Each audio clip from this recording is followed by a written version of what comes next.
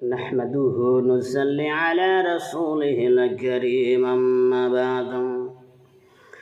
أما بعد فقد قال الله تعالى في كلامه المجيد وفرقانه الحميد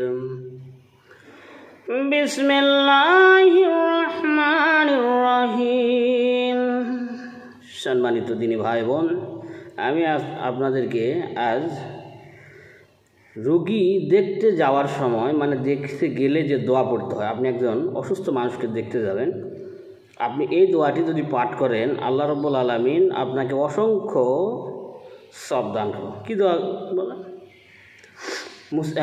মুত্তাফাক আলাইহি মিশকাত 1530 নম্বর হাদিস। আযহিবিল বা'সা রাব্বান নাসি ওয়াশফি আনতাশ শাফিম লা শিফাআ ইল্লা শিফাউকা ইল্লা শিফাউকা শিফাআল্লাহ ইউগাদিরু সাকামা। আবার বলি শোনেন।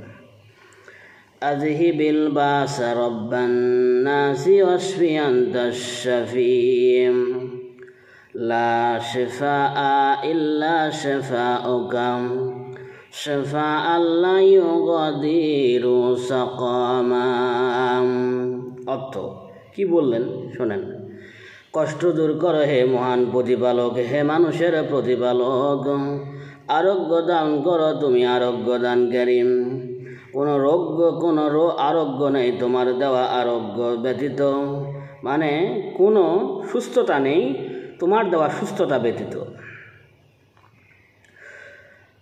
যা কোনো রোগকে বাকি রাখে না, আল্লাহ রাব্বুল আলামিন আপনাকে সুস্থতা দান করেন, তাহলে আপনি তো সুস্থ হয়ে গেলেন।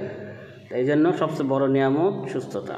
তো আল্লাহ আমাদেরকে, আর আপনি এই দোয়াটি যদি পাঠ করেন তাহলে সকাল থেকে সন্ধ্যা পর্যন্ত 70,000 ফেরেশতা আপনার জন্য আল্লাহর কাছে ক্ষমা প্রার্থনা করতে থাকবে। এমনও বলা হয়েছে যে আপনি জান্নাতে ফল পাড়তেছেন, বুঝেন। এই জন্য আসলে আমাদেরকে এই দ্বীনি জ্ঞানগুলো অর্জন করতে হবে। অর্জন করে এগুলো অনুযায়ী আমল করলে আমরা সফল কাম হতে পারবো।